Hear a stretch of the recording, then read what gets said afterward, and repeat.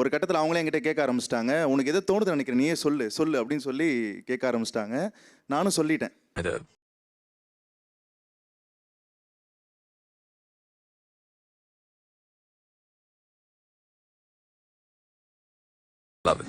இந்த மாதிரி நான் உன்னை லவ் பண்ணுறேன் அப்படின்னு. அவங்க என்ன சொன்னாங்க, எனக்கு டைம் வேணும், டிசைட் பண்ணலாம், பேசலாம், அது வரைக்கும் உன்னை பற்றி நிறைய தெரிஞ்சுக்கணும்னு. அப்படியே போச்சு சார். ஒரு 1.5 வருஷம் போயிடுச்சு. அது இடையிலேயே வந்து நான் லவ் யூ சொன்னால் லவ் யூ டூன்னு சொல்லுவாங்க. ஃபைனலாக ஒரு நாள் வந்து பெரிய பிரச்சனையாகி, சரி என்ன லவ் பண்ணுறியா இல்லையா அப்படின்னா, இல்லை just friend.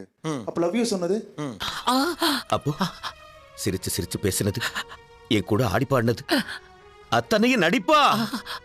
Love you as a ஃப்ரெண்டாக சொன்னேன் அப்படின்ட்டாங்க. லவ் யூ டூ எப்படி ஃப்ரெண்டாக சொல்ல முடியும்னு எனக்கு ஒன்றுமே புரியல சார். எனக்குமே புரியல தம்பி. என்ன இப்படி கன்ஃபியூஸ் பண்ணிட்டு போறா? லவ்வும் பிடிச்சிருக்கிறதும் ஒன்று தான் நினச்சிட்டு இருந்தோமே, வேற வேறங்கிறா. கேண்டீன் போகிறோம், நான் இங்கே உட்காந்துருப்பேன், அவங்க அங்கே உட்காந்துருப்பாங்க. அவங்களே வந்து